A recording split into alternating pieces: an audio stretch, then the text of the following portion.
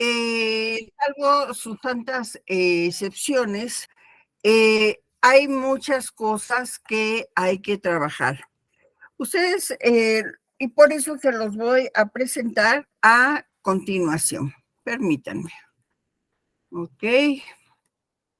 Vamos a compartir la pantalla para que podamos entender de qué es lo que estamos nosotros hablando. Bien, lo que tenemos aquí no es otra cosa más que la cuestión de tener claridad en delimitar el tema. Cuando estamos en una tesis de licenciatura, lo que estamos haciendo es acercarnos a lo que no conocemos porque nunca lo hemos realizado. En la maestría estamos ya abordando el tema, ya lo hemos trabajado, ya lo conocemos, ya nos sentimos más seguros en el campo de acción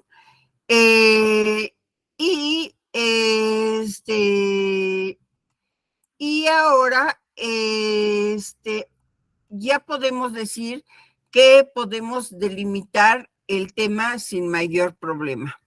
Ya podemos hacer un cronograma, ya nos guiamos concretamente por nuestros intereses, realizamos una o varias revisiones bibliográficas, ya sabemos hacer una reflexión sobre las ideas que tenemos y también, bueno, pues ya formulamos una serie de preguntas a responder para la toma de decisiones. Sabemos que tenemos que buscar en fuentes primarias, fuentes secundarias y fuentes terciarias. Lo que a mí me llama la atención es que hubo algunos trabajos en los cuales ni siquiera le pusieron introducción. Yo entiendo que es un avance de investigación, pero un avance de investigación, lo que yo comprendo como un avance de investigación es dar una probadita al otro de lo que voy a innovar en el doctorado, porque en el doctorado voy a innovar. En el doctorado, a través de un programa de intervención, como que veo que se están perfilando la mayoría de las tesis que se están presentando, tesinas, van por ese rumbo. Entonces, se da una breve introducción. Bajo esa premisa de introducción es que yo empiezo a darle la entrada al contexto que voy a plantear, a ese contexto problemático que a mí me causa algún conflicto, algún problema en cuanto a cómo estoy delimitando el problema, ¿sí? Entonces, empiezo a darle entrada. Posteriormente, justifico por qué me interesa a mí eso que estoy planteando. Hay dos opciones. Una, que haga la introducción y enseguida, como ya estoy diciendo qué es lo que quiero hacer, haga yo todo un contexto del planteamiento del problema. ¿Qué es lo más común que se hace? Hay gente que no, hay gente que lo hace primero desde la justificación. Yo en lo particular lo hago desde el planteamiento del problema. Hago la introducción y hago el planteamiento del problema, que hago esa contextualización de lo que voy a trabajar. Ya una vez que hago el escenario de lo que voy a trabajar, sí y solo sí, entonces ahora planteo una pregunta de investigación. Yo no puedo nada más dejarlo en un contexto de investigación. No puedo, no debo, no se puede hacer. Entonces, necesariamente al dar ese escenario en donde tiene la continuidad de la introducción y doy ese escenario en donde ya estoy planteando las problemáticas que estoy viendo y aterrizo con una necesidad muy clara y muy concreta, estoy elaborando ya una pregunta de investigación, pero no una pregunta cualquiera. ¿Por qué? Porque el dar ese contexto me va a permitir a mí entender que eso necesariamente tuvo que venir de algún libro que yo leí, tuvo que venir de algún lugar que yo leí como citado por algún otro autor, o lo encontré indexado como algún tema en alguna revista. No lo sé, pero lo que sí sé es que cuando yo estoy formulando el problema específico en términos concretos, en términos explícitos, voy a responder a dos interrogantes básicas.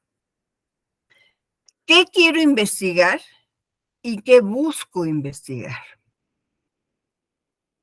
¿Qué quiero investigar? ¿Qué quiero ver? ¿Qué es lo que me mueve el tapete?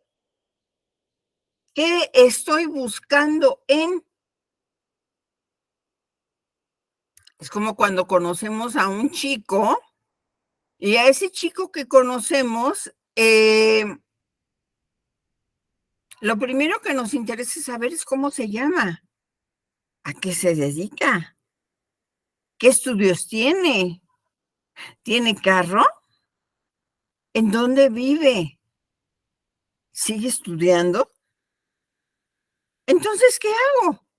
Pues empiezo a investigar lo que me interesa saber. Y entonces yo tengo que considerar aspectos importantes como no tener ambigüedades en la información. Pues sí, fíjate que creo, no sé, que es casado. Ah, caray, eso ya es una ambigüedad. Eso ya es una ambigüedad y como ambigüedad, entonces ya no está dando información que a mí me sirva, porque es ambiguo. Debo de tener dos variables o más, dependiendo de qué yo esté revisando, qué estoy estudiando. ¿Tiene hijos? ¿Tiene esposa? ¿Primeras nupcias? ¿Segundas nupcias? No lo sé. Requiero definir y precisar en este momento, en la parte temporal y en la parte espacial, qué población objetivo voy a trabajar directamente con él. Voy a trabajar dentro de un grupo en donde voy a tener la oportunidad de acercarme y voy a poder hacer varios intentos. ¿Qué voy a hacer? Voy a anticipar el tipo de comparación que realizaré con las variables que encuentre. Es que es demasiado guapo como para haber estado soltero desde los 20. Ay, no. No, afortunadamente nada más tuvo una esposa, pero ya se divorció. Bueno, ¿y qué seguridad tienes? No, pues todavía no estoy completamente segura. Ujú. Y debe estar basado en un aspecto que se pueda observar y medible. Y si es un aspecto que se puede observar y se puede medir, entonces, ¿qué es? Una conducta. Una conducta se puede observar y se puede medir. Si esto no se da, entonces no me sirve. Porque yo no puedo analizar ambigüedades. Yo tengo que analizar hechos observables, hechos medibles, ¿a través de qué? De la observación, ¿sí? Y entonces yo me debo de trazar un objetivo. En los trabajos que me presentaron, en la gran mayoría de los trabajos, y esto sí fue en la gran mayoría de los trabajos, en los objetivos solamente planteaban el qué iban a hacer. O sea, la meta a la cual se orienta la investigación. cómo estos son expresados de manera clara, concisa y están redactados en verbo infinitivo, ar, ir. Los objetivos, tanto generales como específicos, establecen el qué pretende la investigación y deben ser susceptibles de alcanzarse, puesto que son la guía del estudio durante el desarrollo del mismo. Por eso deben de dar cuenta al qué quiero hacer, al cómo lo quiero hacer y el hasta dónde lo quiero hacer. ¿Sí? No puedo yo pensar siquiera en un momento en imaginarme en que, ¿qué vas a hacer? Ah, bueno, yo quiero analizar el clima escolar en alumnos de secundaria para garantizar que los docentes den una excelente atención en orientación educativa a alumnos de tercer grado de secundaria. Pero si yo esto no lo hago y nada más y planteo el qué quiero ver el clima escolar en alumnos de tercer grado de secundaria. Ok, ya lo viste. Ahora dime, ¿para qué lo quieres hacer?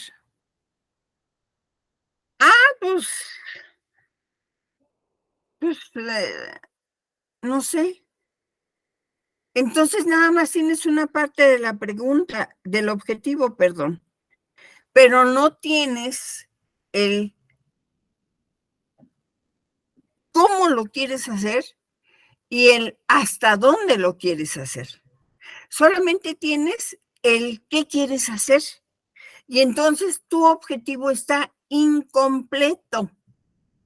Y si se supone que de los objetivos generales salen los objetivos específicos, entonces no vas a poder redactar un objetivo específico porque te falta información.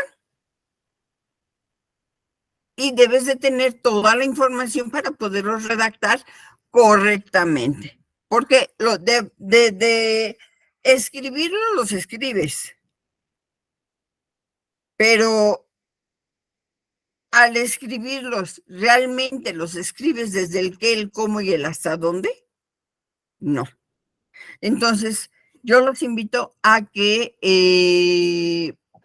ese aspecto lo tengan muy presente para el momento en que ustedes necesiten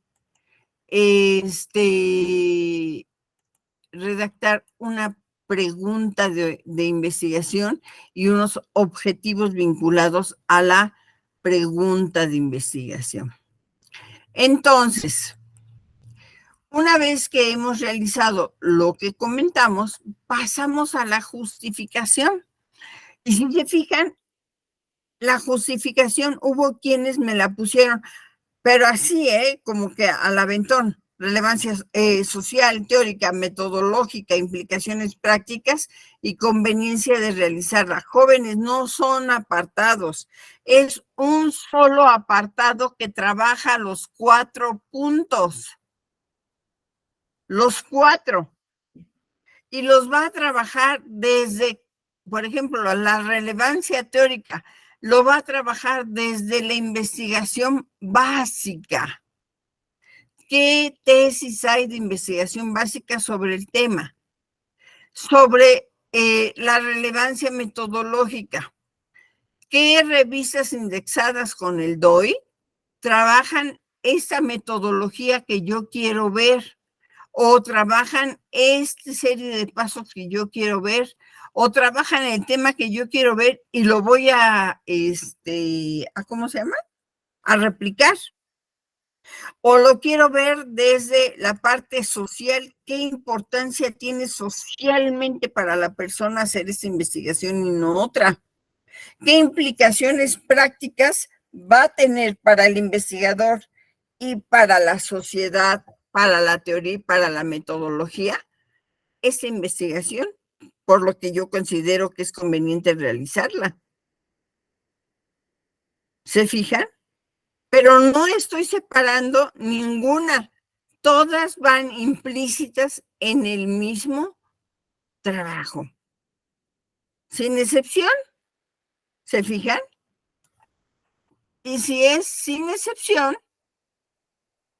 vamos a ver este cuadro que es muy valioso y que yo espero que ustedes no lo pierdan de vista, porque nos da información importantísima en el cómo desarrollar una investigación.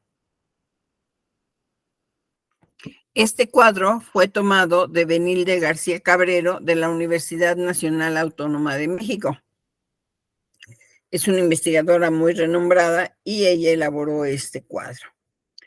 ¿Qué tenemos en el cuadro? Tenemos el planteamiento del problema y tenemos el método. El planteamiento del problema es, digamos que la parte más suavecita de toda la parte de la metodología. Sí, tiene su importancia y su relevancia, porque por un lado, ¿qué tienes que hacer tú? Pues tienes que delimitar el tema, porque no puede ser que un tema que es así de chiquitito, lo hagas así de grandote. No es posible. No puedes hacer eso. Entonces, lo que sí puedes hacer es ir desmenuzando la actividad para que te vayas dando cuenta si va a ser un estado, si va a ser una parcela de la República, si va a ser un pueblito, si va a ser en tu localidad aquí en la Ciudad de México, ¿dónde va a ser? ¿Cómo la vas a justificar? Desde lo social, desde lo teórico, desde lo metodológico, desde su relevancia teórica para ti. ¿Cómo vas a elaborar la pregunta? Y si la pregunta, ¿cuáles son los objetivos? Y ahí es muy importante, porque la pregunta debe de ir totalmente vinculada con los objetivos. ¿Cuáles son los objetivos? ¿Qué persigues con perder casi 2 años o 3 de tu doctorado en investigar esto? Esto que además, pues solamente te interesa a ti como investigadora, a la demás sociedad, ¿no? Pues vamos viendo, ¿no? ¿Qué características tiene la población a la cual va? Y entonces se baja en Metro CU, se va a su salón en Ciudad Universitaria y ahí pues tiene dónde escoger para ver si son maestros formadores de niños, de adolescentes, de adultos jóvenes, y qué es lo que pasa con la enseñanza de las matemáticas, ¿sí? Y eso nos va a permitir tener una identificación clara, concreta, sin ambigüedades de lo que es el marco teórico. Un planteamiento de problema con 2 variables. Bien elaborado el planteamiento del problema. Con 2 variables susceptibles de ser medidas, no tiene por qué causar tanta duda en la elaboración del planteamiento del problema. No, jóvenes. Y no tiene por qué causar tanta inquietud en ¿cómo se llama? En el cómo contextualizan esa pregunta. Entonces, por un lado, tienen ustedes en el planteamiento del problema, tienen el enunciado de la pregunta, ¿sí? Ese enunciado de donde van a salir los objetivos. Y obviamente esto va ligado a ese contexto, a esa introducción que nosotros ya realizamos. Una vez que ya tenemos aclarado el punto, ahora sí vamos a dar las características de la población en general y luego de la unidad de análisis que somos nosotros, la pequeña muestrita, y que tenemos muestras más pequeñas, más individuales, pero que al final de cuentas conforman esa unidad de análisis que van a determinar qué aspectos se van a considerar como muestra y qué aspectos no se van a considerar. ¿Por qué? Porque pues puede ser que yo hice mal algún proceso y entonces al hacerlo mal, pues alteré los resultados, ¿sí? Entonces, fíjense, todavía no estoy hablando, y esto es bien importante, jóvenes, todavía yo no estoy hablando de nada de estas partes que son lo que nos va a indicar la parte de la metodología en la justificación. Ahorita nada más estoy en esta parte social y teórica, nada más. Nada más estoy sacando una unidad de análisis, qué es lo que más me interesa, cómo lo voy a hacer. Pero no más. Otra cosa que yo podría ya sacar porque tengo la parte social son los sujetos. Pero esto lo estoy dejando pendiente porque forma parte del método. El método incluido en dónde? En la metodología desde la justificación. Y entonces, si ya lo estoy trabajando en la metodología desde la justificación, estoy hablando ya de cómo voy a integrar ese conjunto de métodos para que me lleven al proceso de investigación que quiero realizar. ¿Se fijan? Y aquí hay algo bien interesante. Aquí se supone que ya empecé en la parte de la justificación teórica, empecé a citar autores, cosa que muchos de sus trabajos no estaban. Empecé a trabajar también con autores de corte social. ¿Por qué? Porque recuerden que todo tiene un origen y todo tiene un porqué. Y el origen epistemológico está ahí presente, que es lo que trabajamos en la clase anterior. ¿Lo recuerdan? Y cuando vamos a artículos de investigación aplicada, estamos ya hablando de ese conjunto de métodos, ya estamos hablando de la validez de esos métodos que utilizaron los investigadores, ya estamos hablando de una congruencia teórica, epistemológica de los orígenes del método en relación a qué voy a investigar, a cuál es mi objetivo de investigación.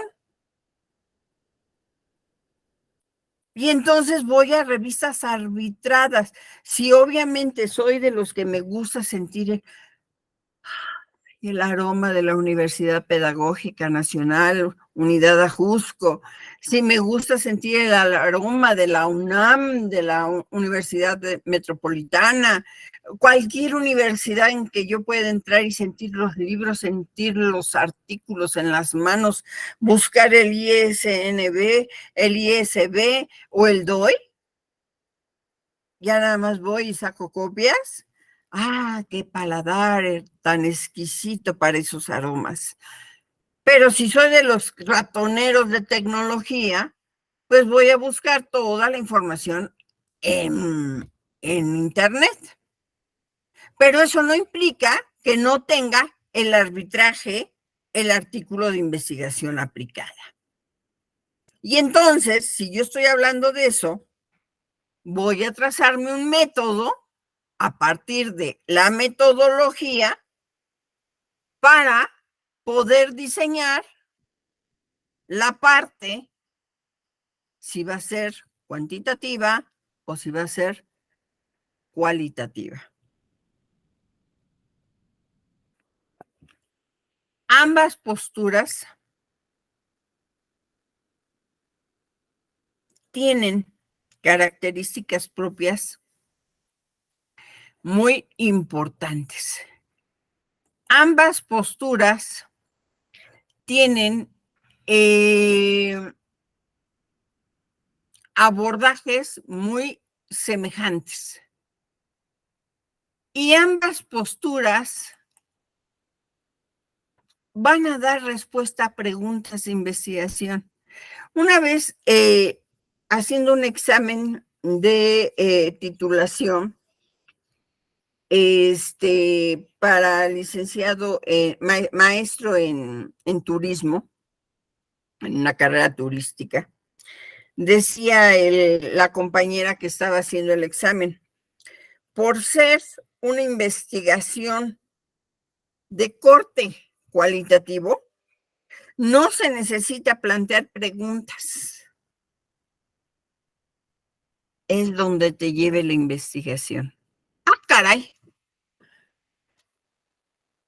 Yo les puedo decir, jóvenes, a partir de mi experiencia como investigadora, que tanto en lo cuantitativo como en lo cualitativo se plantean preguntas, objetivos, hipótesis. Porque cuando planteamos una pregunta de investigación de orden cuantitativa, lo estamos haciendo porque va a llevar hipótesis, porque va a llevar todo un rigor metodológico, porque va a llevar todo un rigor en el método, en la elección de los sujetos, en la elección de las técnicas, en la elección de los instrumentos, en la elección de los procedimientos. ¿Cómo vamos a trabajar las variables? Pero lo mismo sucede en lo cualitativo, solamente que en lo cualitativo, en lugar de ver a un grupo reducido de personas con características muy definidas, muy controladas, aquí vamos a abrir el espectro y vamos a dar respuesta a partir de lo que estamos nosotros investigando, ya sea como un investigador no participante o como un investigador sí participante. Entonces, esta cuestión cuantitativa se está delimitando ya desde la metodología, ¿sí? ¿Qué tipo de variables voy a trabajar? ¿Van a ser unas variables de tipo categóricas? ¿Va a ser unas variables de tipo ordinales?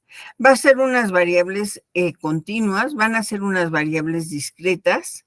¿Va a haber una asociación entre variables? ¿Va a ser una atribución que se le haga a la variable? ¿Va a ser una variable que esté en constante movimiento? ¿Va a ser una variable que va a impactar a otra? ¿Sí?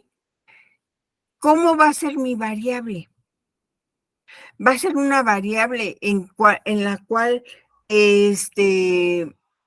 a partir de los sujetos voy a determinar un tipo de muestreo y ese muestreo va a ser probabilístico porque estoy en lo cuantitativo, o va a ser no probabilístico si estoy en lo cualitativo, o va a ser mixto, que es cuantitativo, cualitativo y en la vinculación de ambos. ¿Cómo va a ser mi diseño? Mi diseño va a ser experimental, netamente probabilístico, o va a ser no experimental. ¿Cómo va a ser? Si va a ser experimental, va a ser un diseño preexperimental, cuasi experimental, ni no experimental, ni experimental, es cuasi. O voy a hacer un experimento tan puro, tan puro, tan puro, que todas las variables las tengo hipercontroladas. No hay manera de que se me escape alguna. O va a ser un tipo de diseño no experimental, ¿sí? En donde voy a tener características de acuerdo a la muestra. Voy a ver si voy a medir en un momento determinado de la vida de esa persona o de ese grupo de personas. O si voy a hacerlo a través del tiempo de una persona. ¿Cómo lo voy a hacer? Ahora, los instrumentos. Voy a seleccionar a partir de la elaboración de un instrumento ya hecho. Voy a hacer algún registro, voy a elaborar cuestionarios, voy a quedarme en entrevistas, o voy a hacer escalas, o qué voy a hacer. Y voy a tener variables de confiabilidad cuando yo esté hablando de escalas de medición en las variables, de qué tipo van a ser. ¿Qué voy a hacer, jóvenes?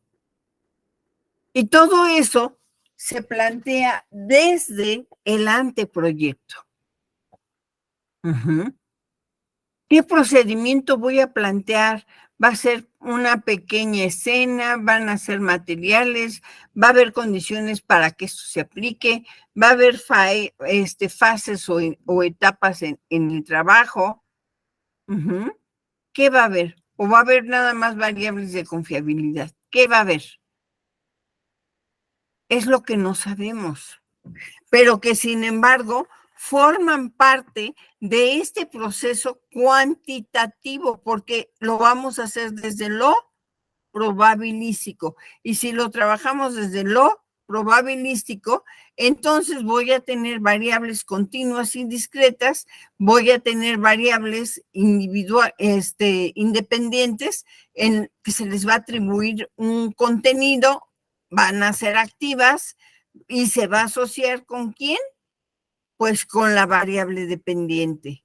Va a haber identificación de variables del tipo de estudio, va a tener su hipótesis y va a haber trabajos verdaderamente en los cuales se trabaje la estadística.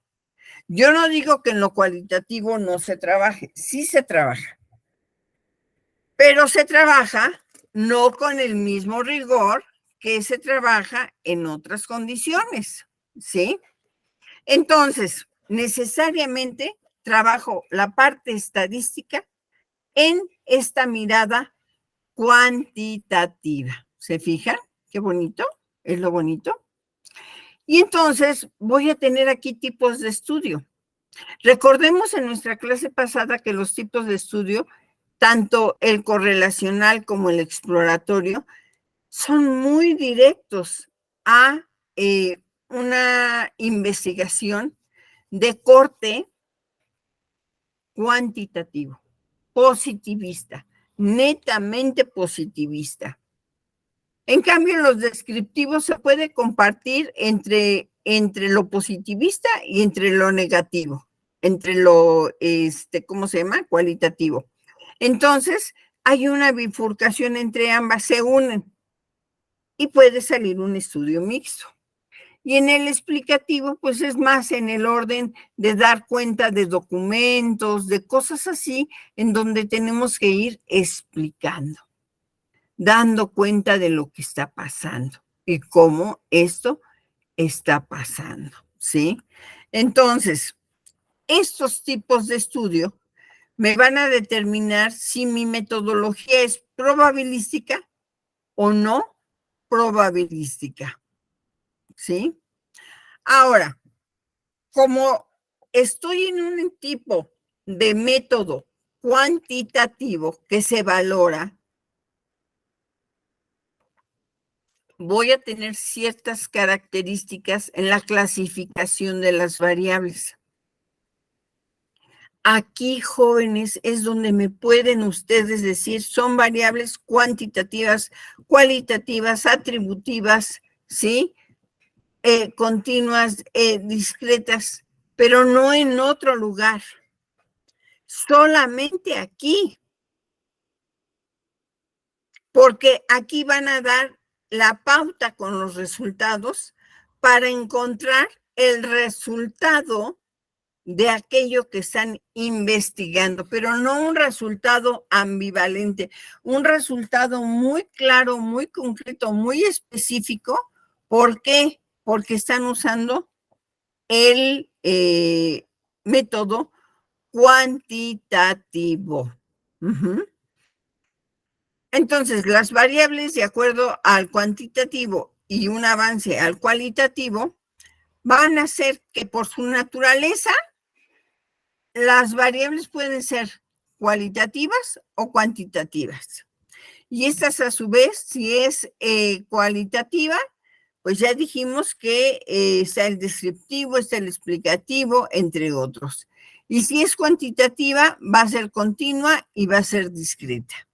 Pero que además el nivel en cómo se va a medir va a cambiar. Porque por un lado, ¿cómo se llama? En lo de laboratorio, son variables muy estrictas que no quieren que se cometan o que les dan un placebo o cualquier otra cosa. Pero aquí en el nivel de medición tenemos la parte nominal y la parte ordinal. Sí saben qué es el método nominal y el método ordinal. No es otra cosa más que lo nominal, ponerle etiquetas al nombre. Nada más. Esa es la vida natural de una variable. Una variable que puede ser cualitativa, puede ser nominal o puede ser ordinal por su nivel de medición. Ahora, si es un nivel de medición cuantitativo, va a ser intervalar o de razón. ¿Qué quiero decir con esto? Que se van a abrir intervalos entre una conducta y otra para que ésta se dé. Y si se da continua, ¿qué características están permeando que esa conducta se repita cuando se acaba de ejercer?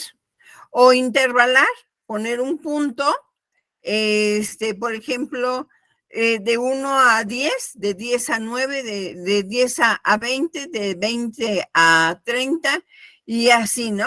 Y poner un punto intermedio que sería el 5, para poder ver qué es lo que pasa con la cuestión de razón, de nivel de medición, dependiente, independiente, que serían las variables, y si su manipulación se va a atribuir a ciertas características o a la actividad o a situaciones que no se pudieron controlar. ¿Se fijan? Entonces, hacer investigación, jóvenes, no nada más es decir, voy a sentarme y haré investigación. No. Hacer investigación es mucho más fino, mucho más delicado que nada más sentarse a abrir un material. Por eso es la diferencia de lo cuantitativo y de lo cualitativo. Ahora, muchos creen que porque manejan gráficas ya están manejando estadísticas. No, jóvenes, no se malviajen. Están usando ¿cómo se llama?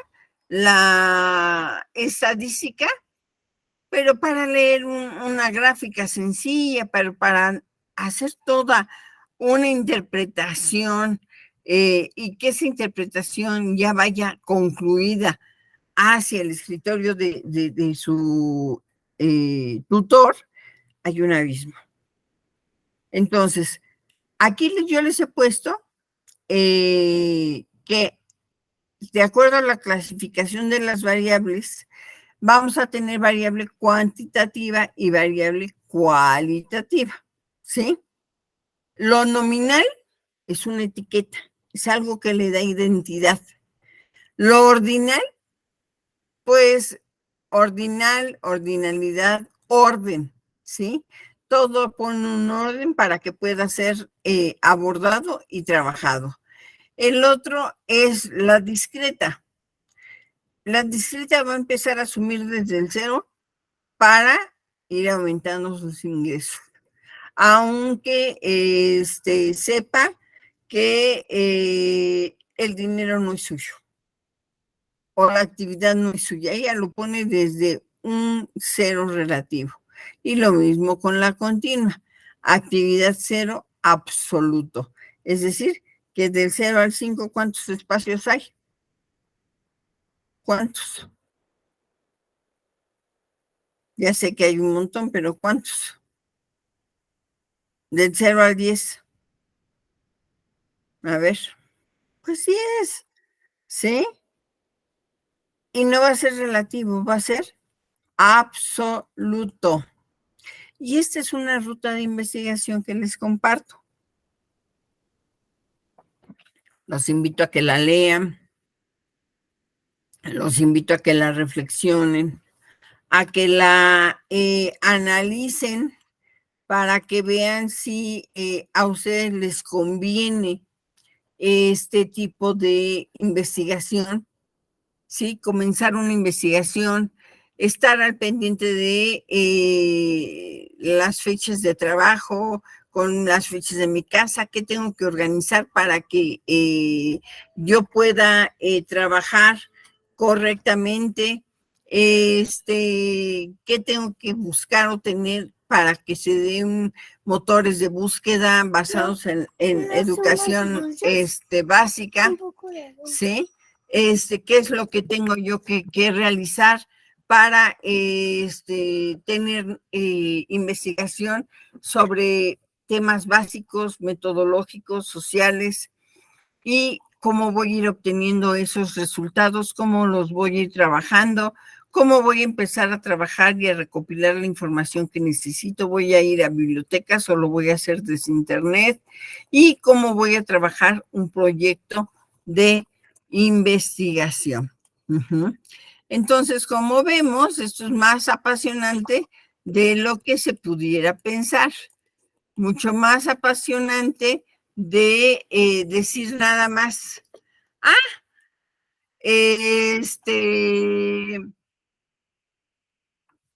voy a hacer investigación. Y comprométete contigo mismo a hacer la investigación, comprométete a desarrollar cada punto, pero sobre todo comprométete a que si es un avance, tiene estas características, ¿sí? Y que todos los trabajos deben de tener esas características.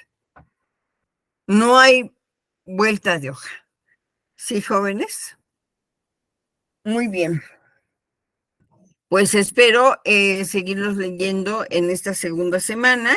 Espero seguir trabajando con ustedes en los foros, en los debates y en las conclusiones de la materia.